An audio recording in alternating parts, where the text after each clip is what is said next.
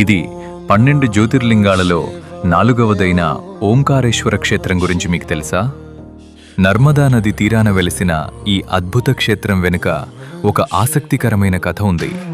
పురాణాల ప్రకారం ఒకసారి వింధ్య పర్వతం తన పాపాలను పోగొట్టుకోవటానికి మరియు మేరు పర్వతం కంటే గొప్పగా ఎదగటానికి శివుని కోసం ఘోర తపస్సు చేసింది.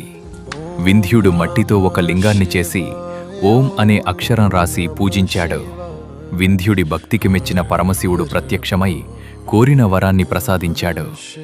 అయితే దేవతలు మరియు మునుల కోరిక మేరకు శివుడక్కడ 2 రూపాల్లో వెలిశాడు. ద్వీపంలో ఉన్న ఓంకారేశ్వరుడు, నది అవతలి ఒడ్డున ఉన్న మమలేశ్వరుడు. విశేషం ఏమిటంటే ఈ క్షేత్రం ఉన్న మాంధాత ద్వీపం ఆకాశం నుండి చూస్తే సాక్షాత్తు ఓం ఆకారంలో కనిపిస్తుంది. అందుకే దీనిని ఓంకార క్షేత్రం అంటారు. ఈ లింగాన్ని దర్శిస్తే పునర్జన్మ ఉండదని భక్తుల నమ్మకం. మిగతా జ్యోతిర్లింగాల గురించి తెలుసుకోవాలంటే ఈ వీడియోకి లైక్ చేసి మా ఛానల్ను సబ్స్క్రైబ్ చేసుకోండి.